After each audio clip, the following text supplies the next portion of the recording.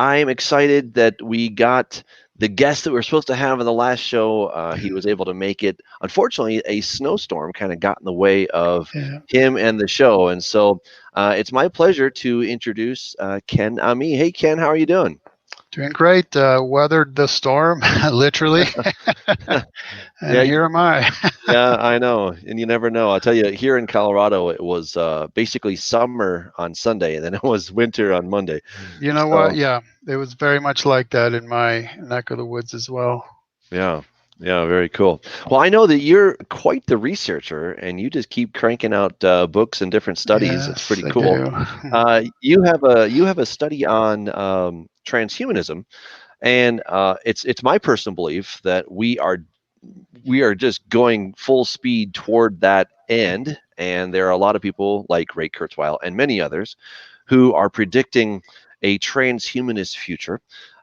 He, of course, works at Google, so he's very well funded. He's a very intelligent man, and I am apt to believe him when when he says that we're going to get to this singularity by 2045. Now, my personal spin on that is that it's looking at it from the biblical perspective, that has something to do with the mark of the beast and all that exciting stuff. But I know that you've written a book about transhumanism and kind of looking more of the really ancient historical ideas of this. And so I'd love to hear, and if you would share with us your research, some of your conclusions, where you think we're going, how we got here. I think that'd be all wonderful Yeah. stuff. Yes. Well, one of the challenges in discussing transhumanism is that broad term, and it can mean a lot of things to a lot of people. So let me just give you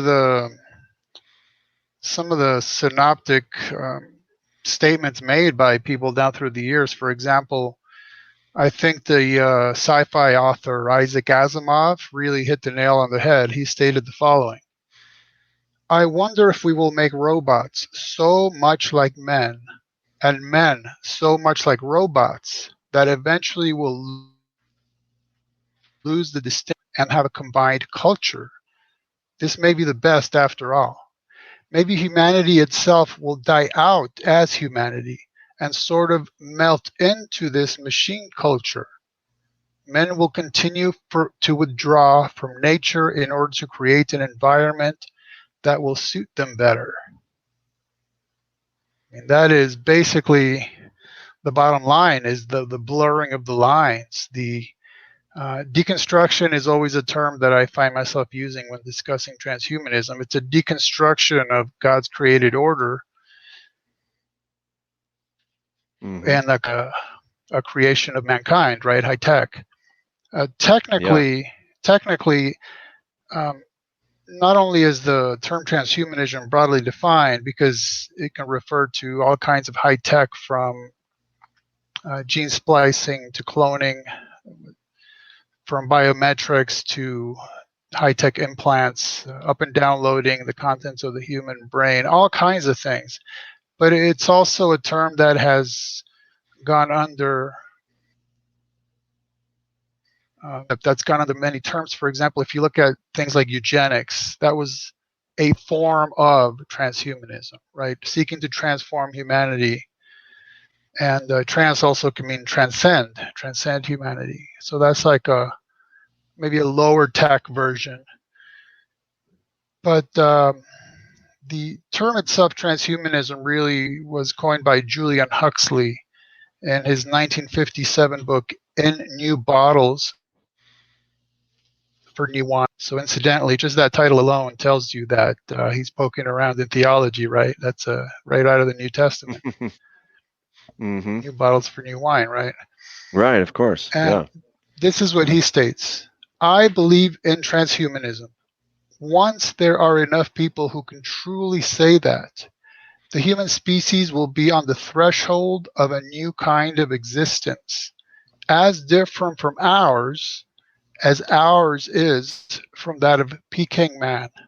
It will at last be consciously fulfilling its real destiny. Now, that's obviously a pregnant statement. They're so there, including that you can instantly see from the get-go transhumanism is tied into evolution, Mm-hmm. Mm-hmm. and that he's claiming that humanity has a real destiny, and the way to reach it is through this concept of transhumanism. I'm not sure how he knows that, except that he was one of the big globalist planners of said supposed human destiny. But you see, there's so much involved with what he said. So it's a new kind of existence. That theme you see in transhumanism is that it does touch upon evolution, but generally towards the end of why should we be, in a manner of speaking, subjects to natural selection? Why not make it human selection? Mm-hmm. Why be subject to um, randomness and something that's goalless, mindless, purposeless? Why not take evolution into our own hands and Right. create humankind in our own image? You see? Yeah. Yeah. So basically, this is founded on the evolutionary premise that we have evolved from tiny little molecules to what we are today, all by random chance. And if we have just fortuitously gotten this far, why don't we take the next step of our evolution Right. under our own control? Is that the basic idea? It is, and I will grant you, of course, there are theistic groups of transhumanists, such as there's a Mormon transhumanist group, but they would have a slightly different take. But the bottom line of transhumanism proper, which, by the way, is also AKA futurism, post humanism, H with a plus sign next to it, meaning humanity plus, Mhm. that is what you're hearing from a lot of the key players. Is, yeah, that is the concept. Humanity is just something that happened due to a long series of unplanned accidents, and so why not take charge, essentially? And with the increase in technology, we're already seeing people who essentially live an existence of this phone and they're 4 hours a day. And why not surpass that? Why not have implants that would make our lives oh so much easier, or so they say? Yeah, it sounds great when I mean, if it all works out like Star Trek, then it's great. But the Right. reality is we don't know that it's going to work out that wonderfully. And it's kind of scary when you start to tinker with things. You never Yes. quite know what's going to happen. I remember some years ago I tried to install Ubuntu on a old computer, and I loved the concept. I'm like, I'm going to be so cool. I'm going to use Ubuntu. Well, I ended up erasing my computer, unfortunately. But I love the concept because it was really cool. But the problem was there was no going back. Once I altered that data fundamentally, it was lost. And I've never tried to do that again because I'm like, okay, I'm not going to do that again. It wasn't worth the pain. Right. And I think that's kind of that's kind of how we are. We like to tinker with the idea. It sounds really cool, but what's the reality? And once we start making these radical changes to our DNA, etc., can we go back? I mean, there's even talk about, if once we have better limbs, we have better prosthetic limbs that are better than what we have naturally born. Maybe we'll cut off our legs or arms and we'll put on the bionic version. But what happens if those bionic versions fail? You can't exactly go and put your arm back on. That's the trouble. We just don't know what we're actually getting into. But the thing is, these concepts are so spiked that it's a small price to pay, right? That, well, who knows? Maybe a few 100,000 people will have uh, fatal side effects. Well, okay, so that's the price you pay to take the next step in evolution. Isn't that what evolution is all about anyway? The weak die off and the strong survive, the more fit. Mm-hmm. So that, in fact, that kind of turns. Okay, let me quote you this from Nietzsche. He says, "Man is a thing that has to be surpassed." Okay, and to that, G.K. Chesterton replied, "In one sense, the remark and orthodox, but unless you have a permanent standard of good, how do you know when he has been surpassed? Mm. Okay, so Mm. you tie that into what Huxley said, and then you end up with the concept of, well, in evolution, pain, suffering, and evil are actually good because they do benefit evolution. That's one of the selling points of evolution is the more fit or preserved basically suffer and experience pain, and they're less fit, so they die. And so that turns evil into good. It turns suffering into good because it Mm. benefits human evolution. Mm. Now, again, thus far, that has been natural. That has just happened all on its own. So now the concept is starting with things such as inbreeding, bloodlines, and you can go all the way back in history for that, to eugenics, and now modern days taking that into the technological realm. Hmm. Wow. Yeah, it's amazing stuff where we're going. It's very interesting to see how it's going to turn out, but it's also, I think, quite startling and a bit scary as to where humanity will try to take itself. Right. But I think we're both in agreement that it seems to be based on a faulty um, idea of where we came from. So it's based on this idea that we happen to evolve uh, purely by chance. And so again, if that's your starting point, then it makes absolute sense to try to take control of your own evolution. But if it was actually God that created us, then it's a whole different gambit, isn't it? It is.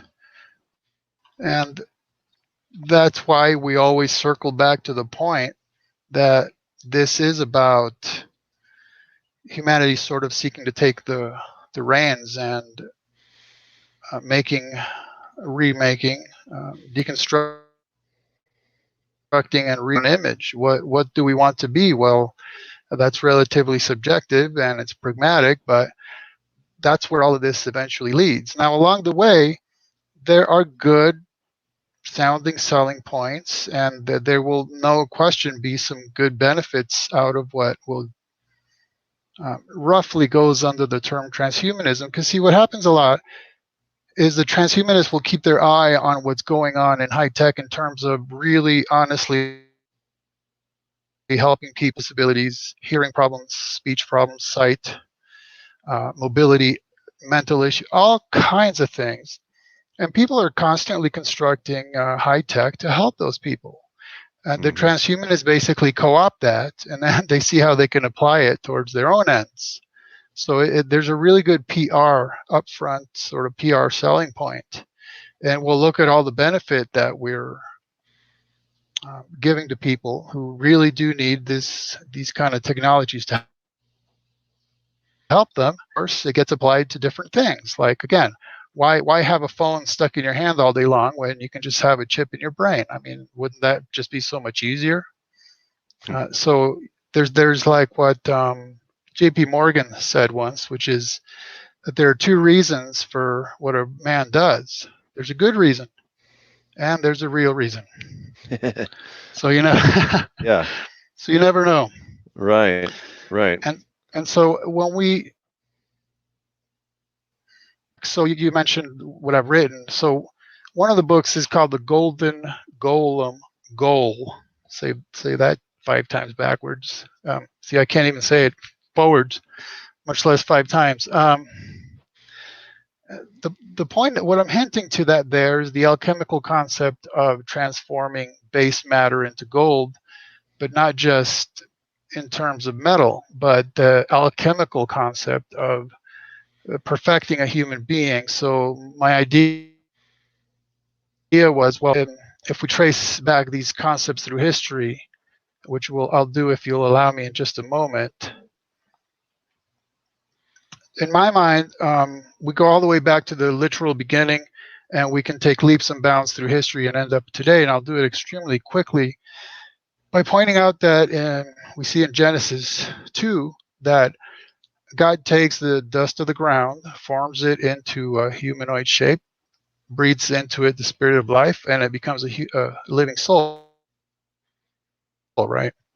That's a basic concept of Incidentally, that's why I subtitled my book, The Golem Goal, From Organism to Transhumanism. So this is really going before organism. This is just non-living matter, form given life. And there you have Adam. That's God's creation. Incidentally, when one of my daughters was, maybe 8 or 7, she was trying to remember that text, and she said, "Oh, yeah. God blew his nose." Right? Because it says he blew into his nostrils, the way she remembered it. Now, yeah, God blew his nose. Now you go, I don't know, a few millennia after that, and along the way you have a lot of people in different cultures toying around with what's known as automata, making devices that can just sort of give the appearance of life, move on their own.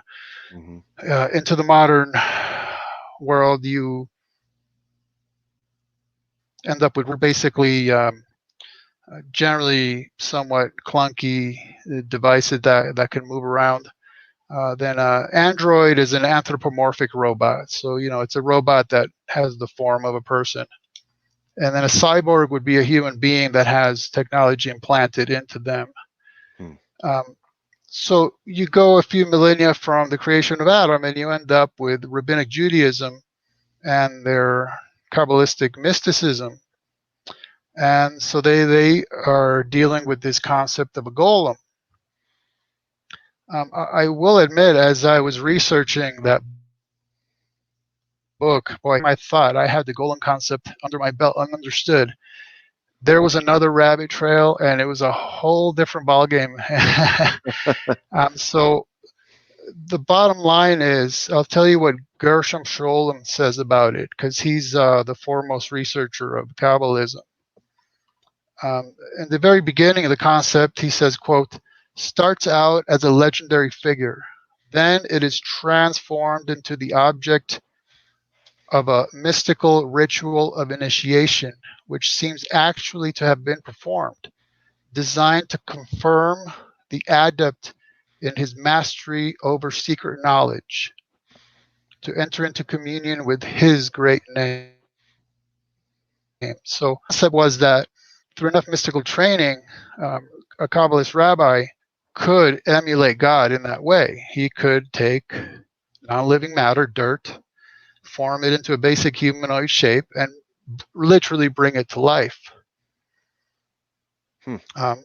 Originally, he states also that the ritual, quote, is without practical purpose, even where what is described seems to be on the border between a psychic experience, shared, it is true, by several adepts, and an objective manifestation of the golem. This demonstration has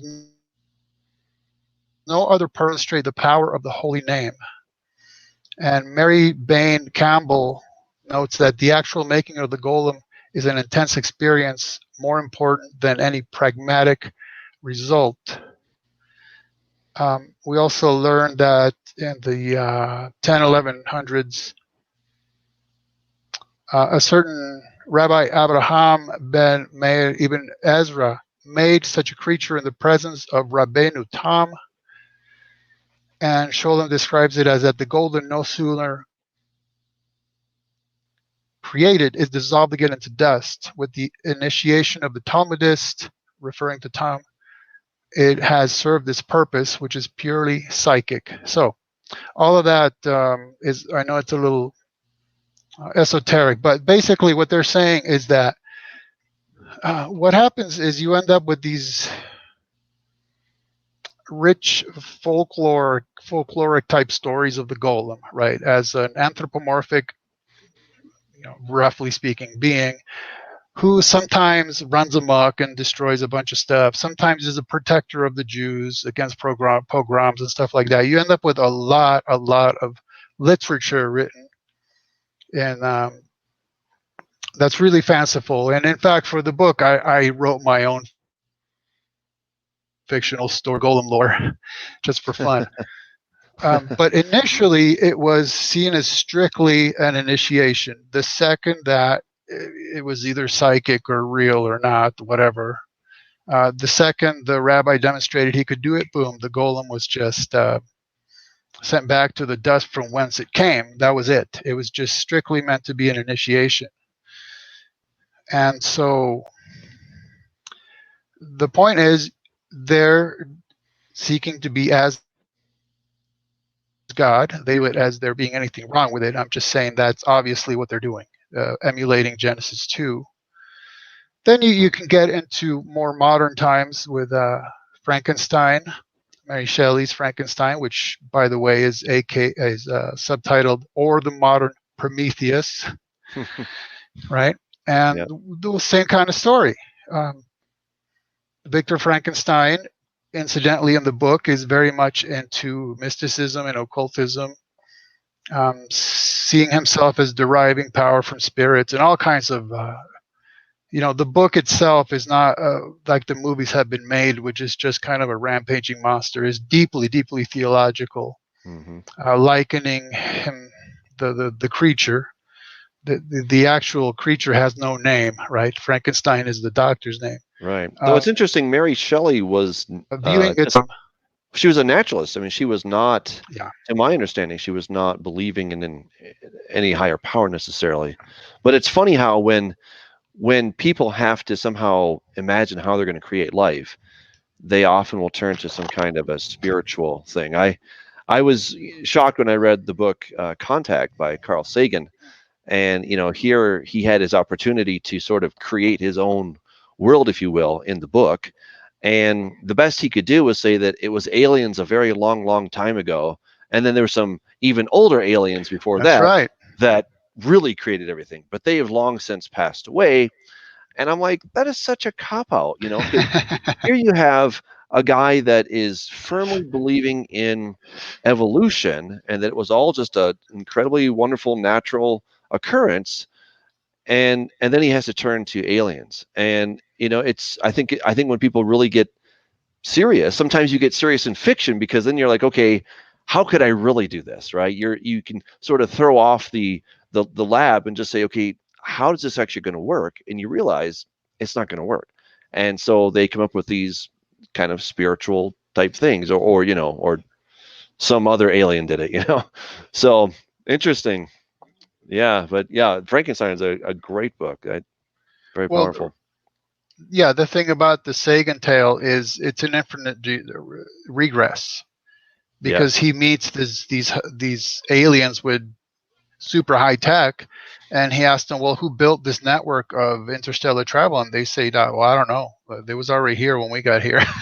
Right. Yeah. So problem solved. Not our problem, basically. Yeah. Kick it back one step. I So know. yeah, in Frankenstein, right, Victor is doing the same thing. He's taking he's taking dead bodies, so formerly living matter, but still not bringing it to life. Same, it's just an updated version of a golem tale. That's all it really is.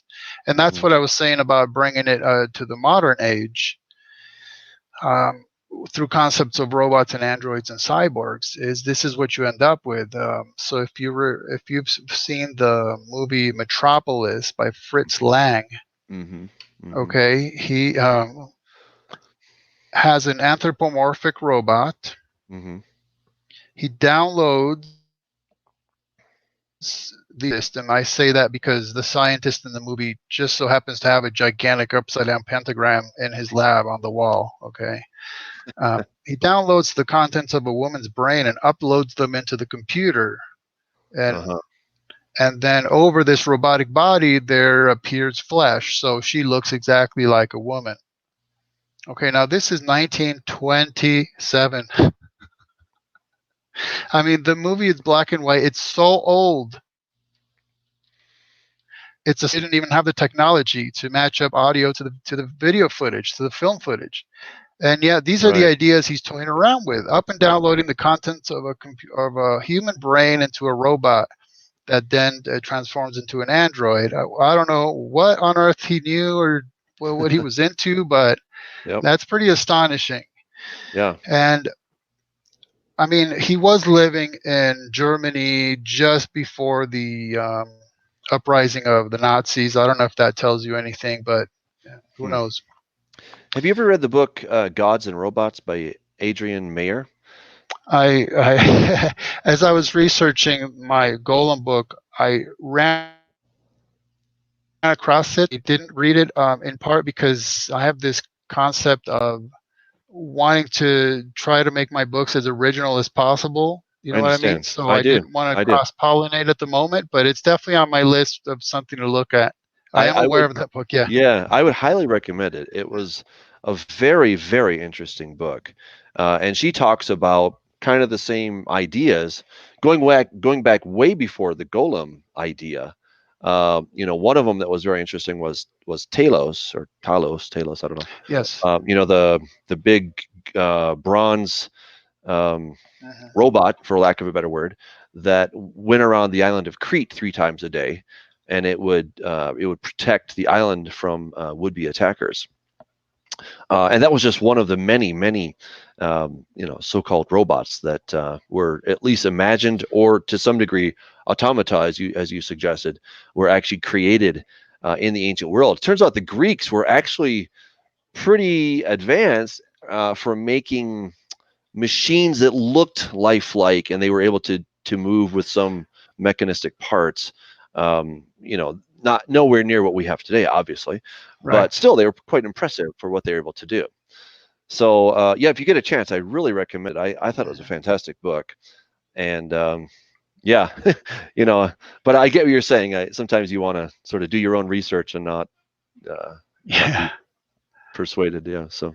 Yeah, like I remember hearing some of the guitarists in the 60s that they'd say they purposely did to other bands because they were trying to maintain that originality, and I definitely understand that.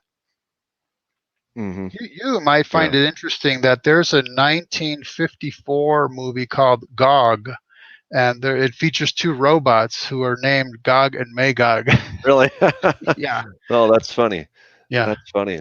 Yeah, I've been doing some research on that word. I can hardly wait to share it. One of these times I teach on the Book of Revelation. So, but I don't want to derail you. So please keep going. No, yeah, then there's a Korean movie from 2012 called Doomsday Book, and one of the segments features an anthropomorphic robot who is sent to a Buddhist temple, a Buddhist monastery, just to do menial tasks, and it ends up becoming enlightened. It becomes self-conscious, so then it's considered to be a Buddha. And this is something that Buddhists are doing in real life. It's not. I'm not saying they're having robots reach consciousness, but they are. Buddhists have for years now been having robots programmed to repeat mantras and what have you, and having them stationed at different Buddhist locations. So they're really, really combining high tech with their spirituality. Hmm. Which seems, like that can't work, right? I mean, the whole idea is you have spirituality on the one hand, and you have high techery, robots on the other. How can you possibly put these together? And yet, this is a theme that we see happening again and again, huh? Yeah, and part of the reason being, I mean, I just use the word spirituality, but that's such a vague term, right? I mean, that's part of the point. You could make it mean anything. You can make it mean Mm-hmm. a robot spouting out Buddhist mantras. That's spiritual. Mm-hmm. Listening Wow. to, yeah, I mean, Yeah. Well, it's interesting. Ray Kurzweil talks about the moment that we achieve the singularity, this fusion of man and machine is not just that we're super cool cyborgs, but actually that humanity is going to completely, um, surpass any limitations, and we will become a spiritual being. That's what he actually talks about. And then we're so spiritual that we can, I guess he would suggest we can have, um, we can be anywhere we want at this, or kind of this idea of all pervasive, but we're not bound to one physical locale. We can be right, in all places. So, right. More like transcendent. I mean, yeah. yes, exactly, exactly. Like cybernetic consciousness. Mm-hmm. Basically, I mean, it's electrical impulses in our brain, or it's ones and zeros being transported to them. There's no real difference fundamentally. Mm-hmm. It's the old brain in a vat. That's that's Right. really what it comes down to. Right. Right. And Old but it's concepts. interesting. It's just interesting how they end up at this. The conclusion is greater spirituality, and this is where I feel like it's such a counterfeit, because these are Oh the yeah. very things that God wants to give us. He's like, I want to give you that sort of transcendent type experience. I want to give you that really awesome super body that can do all things, will not experience death anymore, and can leap high buildings and all kinds of stuff. I mean, that's what God wants to give us. If we'll just follow his ways. He's like, I've got it for you. It's on hold. It's in the layaway department. Just hang in there, and you will get this. But we, of course, we don't want to. We don't want to wait that long, and so let's take the shortcut. But the shortcut is going to cost us so badly. Well, again, it is. One chapter I have in the Golem book is called "Embracing You Shall Be as God," because there's a good way to do that. There's a bad way to do that, right? Mm-hmm. There's be ye therefore holy as your Father in heaven is holy. But then there is I will be like the Most High. And I always say you want to be like God in terms of emulation, not in terms of usurpation. And so this is what's going on here, is literally putting ourselves in the place of God, meaning that, again, I just keep circling back to the same thing, because it is the premise at the bottom line, is deconstructing God's creation and remaking it in our image. It just so happens that now we have high-tech means of doing it. Mm-hmm. And speaking of, I wanted to mention this in terms of high-tech. So who knows what all this golem stuff is about? Maybe it's just a mystical vision. Maybe nothing ever really happened. It means something actually. Who knows? I don't know, even after writing this big, long, crazy book about it. But the thing is, Jews have been discussing the concept of a golem for centuries. And I mean, seriously, talking about, is it lawful to kill a golem? Right? Can a golem be counted as part of a Jewish minion? Right? When you need 10 Jewish men, can it be? All these things, all these litigious considerations and ethical ones, and it's easy to think, man, these guys are just trying to even think about this stuff. But what happens is, once we get high tech enough that there's such a thing as bioethics, and now we're starting to talk about test tube babies, cloning, gene splicing. Well, guess what? We Jews have been discussing that kind of stuff for centuries. We're ahead of the game, because all this stuff that was supposed to be a waste of time and fantasy world and folklore is close enough to our modern day reality that we can say, well, if the concept of a golem was a living entity that was not human and did not come about by normative means, well, but that's what you're talking about when you're getting into issues of gene splicing, cloning, and all that stuff. So Jews really, we laid the groundwork for how to think about this stuff and how to deal with it in terms of bioethics. I found that really fascinating. That is fascinating. Yeah, I mean, that they would have thought about this centuries ago, when, I mean, it was nothing more than really a dream, and now we're starting to see that dream come to life. So what's happening too is, if you pay attention to any relatively modern sci-fi movie, or even, at the gym, there's a certain place where you can sit down and there's a table where people leave magazines and stuff that's just for common usage. Somebody left a pile of brand new comic books, and every last one of them was heavily transhumanist. I mean, heavily.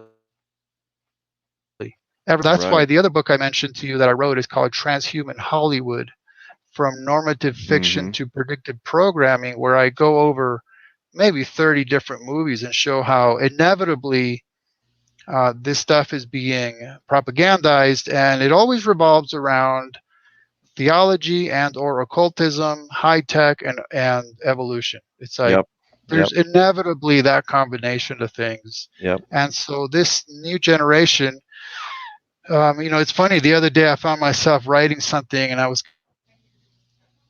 going to use the word TV. I can't really say that anymore. Is it like a hi-fi streaming web service show? I mean, I have to update my language.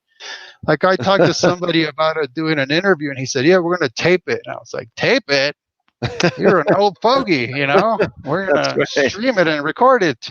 I know. Um, Yeah. but anyhow, so uh, what's going on is a lot of these new shows, they're not being broadcast over the airwaves, which means that they don't have the same restriction, right? Because it's these private services. There's different laws involved, right?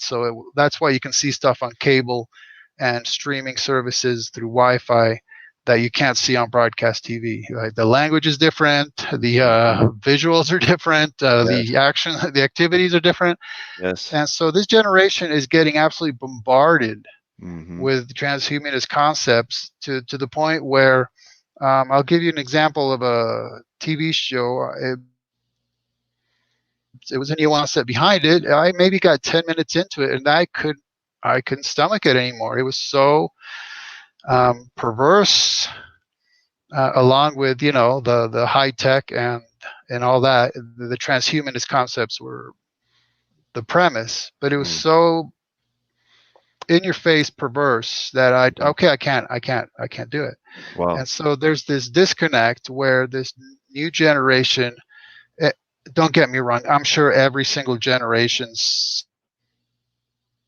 looks at the old boy, you're still stuck on that, we're on to this thing. Don't get me wrong, I know that. um, Right. but there's stuff that Yeah. if you have any basic level sense of traditional decency, you're going to become so detached from this new generation because they're exposing themselves Mm. to things you literally literally couldn't imagine, and for them it's just everyday kind of, Yep. it becomes normal. And that's why the book is subtitled Normative Predictive Programming, because in scholarship, normative fiction is a concept, and it's about how concepts will be put forth to us through what is the guise of fiction that are Hmm. meant to really become a normal thing. Normative Hmm. fiction. The Yep. fiction is supposed to make things normal. Yep. So that, for instance, when I've lectured on multiverse theory, I said, well, how many people believe in multiverse theory because they're actually reading peer reviewed science journal papers, versus because it's in so many TV shows or streaming services and movies that, hey, sure, I've seen it depicted 1,000 times in computer animated graphics, and it makes perfect sense to me. Why not? Hmm. Yeah, it must be real if we see it in enough shows. Yeah. It's interesting what you're saying about the perversity that is now very pervasive in these streaming shows. um, but I've been doing some research on Revelation 17 and 18, and I see the woman that rides the beast as coming straight out of Sumerian culture, which is Inanna, and that means the Queen of Heaven. So I've discovered all these incredible connections that really, in my opinion, make it a pretty airtight case that this has to be the same phenomenon. And what's amazing about that is, of course, they did not have the technology that we have today, but the same basic story, right? And I believe that what God is upset about is not New York City or the Catholic Church. I think those are all derivatives of this problem, but not the epicenter, not the source of the problem. And it's the same type of perversion that would take people away from the God of creation who wants to give us pleasures at his right hand forevermore. He wants to give us eternal life. He wants to give us joy and peace, and he'll give us the real thing. But the Babylon message, this woman that rides the beast, is no, you can have all of those things and your cake too, right? But you can have it through this perverted experience. You can have it through this lustful experience. And the trouble, of course, is that it's very fleeting. There may be pleasure there, but it's not lasting pleasure. and then you have to go find your next high. You got to find that next exciting ride, as it were. And it's always chasing the dragon, right? Because you're never really achieving it. And so we're seeing the same fundamental problems that are underlying society back then as it is today. And I think we're seeing it just really come out in full color, unfortunately, on so many of these shows that are out there nowadays. Well, it's the old storyline from Balak and Balaam, right? Mm-hmm. What was his ultimate idea? It's interesting when you look at Balaam. If it wasn't for the very last portion of the story, the guy would have ended up in the Hebrews chapter of faith. I mean, down the line, he's so loyal to God. I'll only say what the Lord tells me. Yep. Yep. Wow. Now, but then he says, hey, guess what? And basically, it just comes down to here's how you get the Hebrews. Just get them into sexual perversion. That's Yep. really, when you boil it all down, that's what Yeah. his great idea was. And Yeah. that's something that has never changed. And it was You know, brilliant. It was a brilliant tactic, because as much as he tried to curse the children of Israel, he could not. couldn't do it Right. And he's like, well, I can't do it, but here's how you can make them curse themselves. themselves. Right. And that has what's been happening. I mean, the form and function might have changed a little bit, but it's the same basic story, same basic facts that are happening, same scenario playing out. In fact, it's interesting you put it that way, because as we try to understand whether fiction has something to tell us about the real world, which inevitably it does, because it no matter how fictional it is, it does proceed forth from the author's real life worldview to some degree or another. And people recently have been discussing, will our future be a George Orwell 1984 future or a Brave New World future? Right. Yeah. Right. I would go with The Brave New difference. World. I Yeah, see right. Brave New Because World yeah, for the exactly. most part. But see, I'm tying it to what you just said, because, well, I can't curse them. In other words, 1984 would be the government kicks down your door and takes you captive. And I mean, that's basically a strong tyranny, a militant tyranny. Whereas in Brave New World, it's soft tyranny. Mm-hmm. The government isn't going to come in and install screens in your house for Big Brother to look in on you. You're going to do it yourself. Mm-hmm. And you're going to opt in Right? with pleasure. That's right. Yeah. Right. We're going to be streaming this discussion for everyone to see and hear. Hey, this is me, and these are my thoughts, and yeah, that's what we're all doing. Exactly. I I mean, just, people are coming up with apps that you can have a chat bot that is there just for the purpose of being your friend, or maybe giving you counsel, or whatever it may be. But people are so lonely, they've got to talk to right, somebody, right, so they talk to a bot. It's not even a real person. It's kind of like, when I was just on customer service the other day for my bank, and I'm like, what do you need? I'm like, da da da da, right?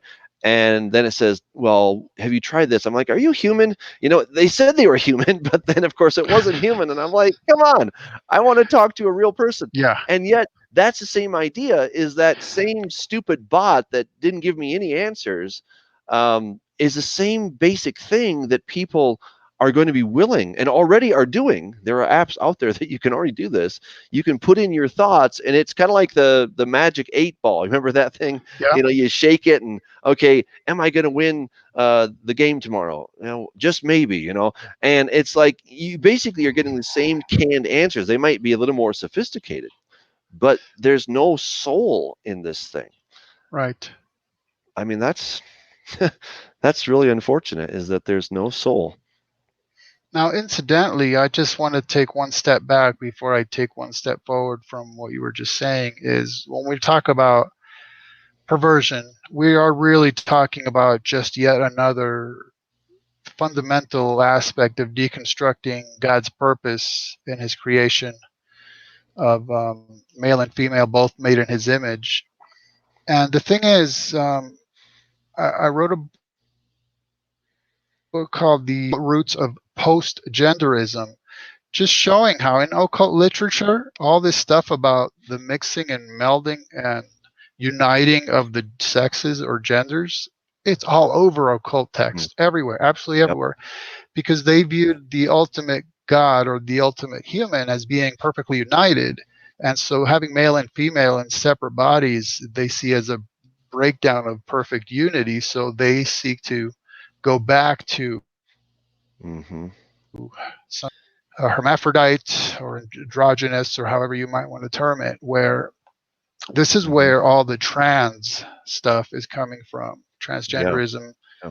um, And transsexual. it's And I'm not, mm, yeah, I'm granting that there are people who are genuinely have biological issues, anatomical issues. That's granting that. It's not saying, look, all these people are Satanist or something. It's a simple, demonstrable fact that this has been brewing in occultism for centuries. mhm. And now we have the high tech means to do it. Like you mentioned, Kurzweil. Well, Yeah. one of his alter personalities is Ramona. So Mm. he has a video where he demonstrates that he can put on a headset and the image being displayed is a woman. And as he speaks, the voice is transformed into a feminine voice. And that's what he says. This is my alter ego. Wow. Wow. It's who can be a woman in the cyber realm. And through Ramona, Hmm. he's explaining how, yeah, that's what the cyber realm is all about, is you can be anything you want, be whatever you want, any gender you want, sex you want. It's, again, it's all the ultimate, and do what thou wilt, literally. Yeah.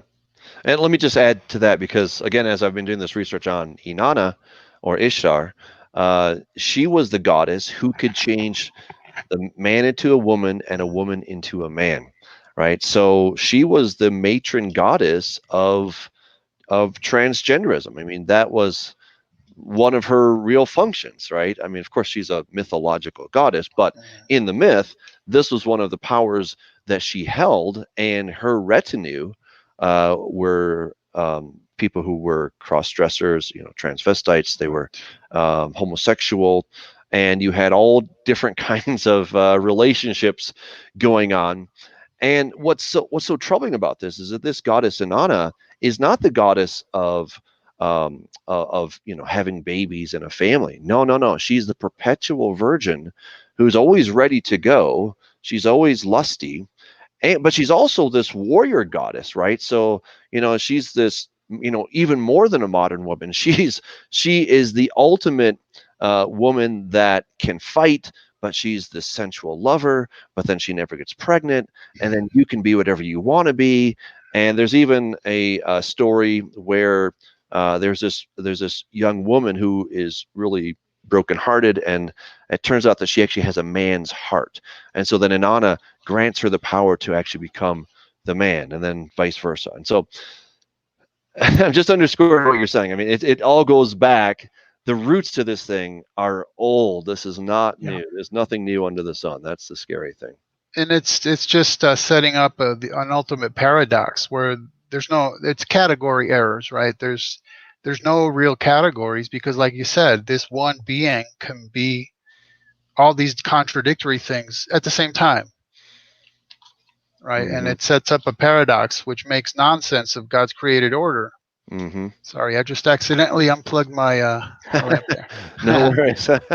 Yeah, and I think And if we just, taking away the distinction, right? When God yes, created, right, he right. created, he separated one thing from the other. That was there was beauty in that. That's what made creation what it is. If it all just kind of flowed back together, then you have no distinction, and then all of the beauty of creation is lost. And yet it seems like that's where people want to go when God's like, no, this is a beautiful thing to have these differences. In my mind, that was one of the key aspects of Genesis 2, which is okay, I'm sorry, Adam names all the animals. Okay, what's the point in telling us that if you don't tell us what he named them? I mean, that's missing. Hmm. What's the point? He named them and we don't know the name, so why tell us that?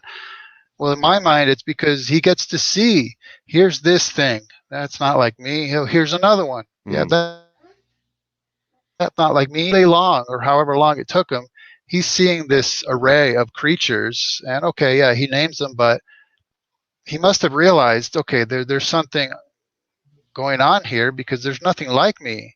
Until Right. when he sees Eve, that's why he's so blown away. Bone of my bone, flesh of my flesh. There's the distinction, Mm-hmm. right? There's my counterpart. There's the one that's like me. Yep. And the way that we unite is not by sort of morphing together into one being, but it is our distinction that then allows us to come together and create a new life. Mm-hmm. Yeah. And that is really, I think, at the heart, correct me if I'm wrong, but I think that's kind of at the heart of what, this transgenderism and transhumanism thing is kind of about, is that, the idea of having offspring is not necessarily a good thing. I mean, having a family is not really the value that is being pushed. It's this, be what you want to be, and the idea of being fruitful and multiplying and then raising that child or children to adulthood is not something that is typically uh, a very high value in those circles. But Because anyway. again, it's deconstruction. It's Hmm. deconstructed. So philosophically, we have deconstructed absolute truth. Ethically, we've deconstructed the ethos, the absolute ethic of reflecting God's nature. And we're in such a frenzy of rebellion that we're reaching the point where we're actually deconstructing ourselves, literally Mm. deconstructing our own physical bodies through all kinds of modifications. Wow. That's how frenzied we are in our rebellion, that we're finally down to attacking our.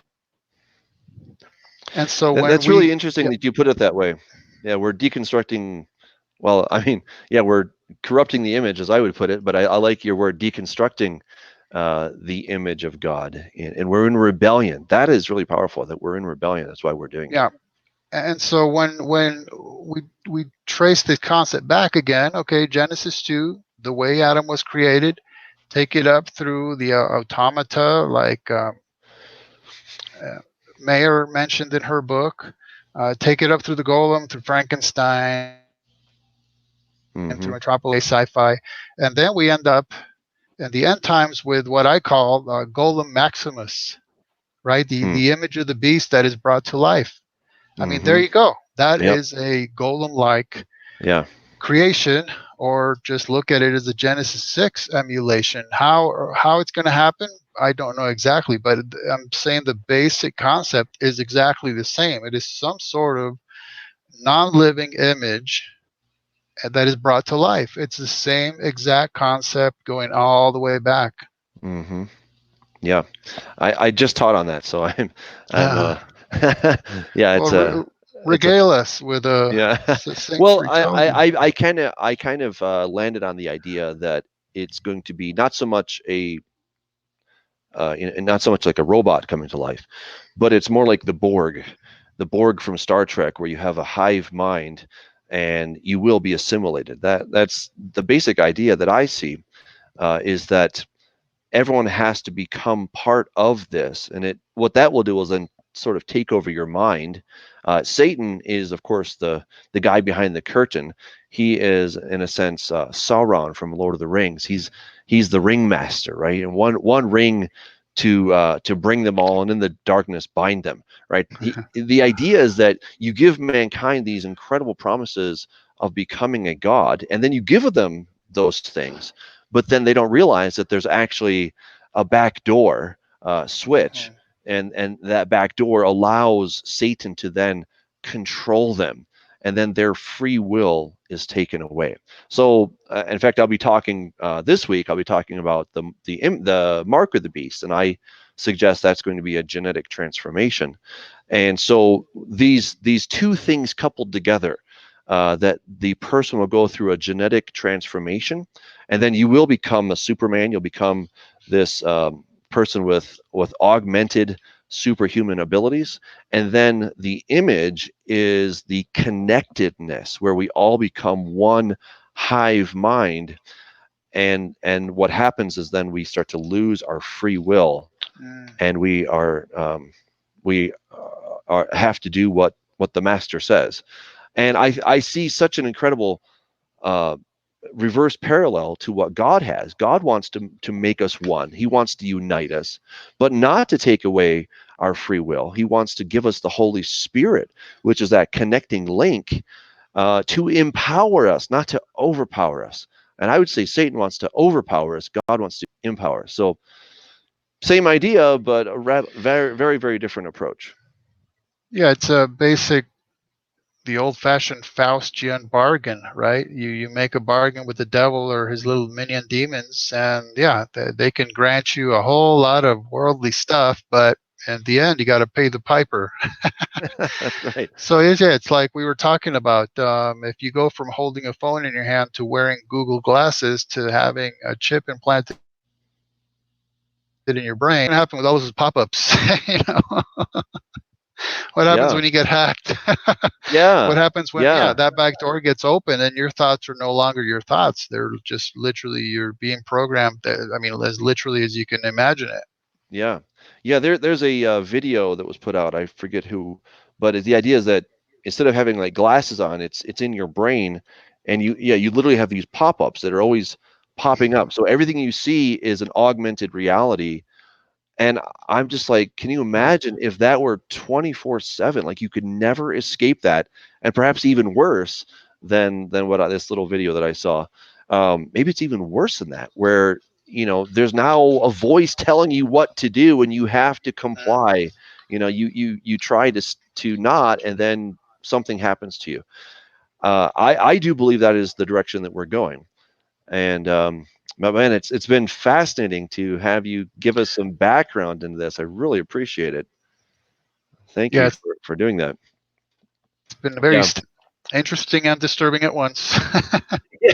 Yeah, I know. It's like, okay, it'll be fun to see if this ever happens, but I don't know if I don't really want it to happen. I'd rather be wrong, but I really Yeah, feel like that's the direction we're going. yeah, it'll put the So fun in dysfunction. there you go, the fun and dysfunction. Yeah, awesome.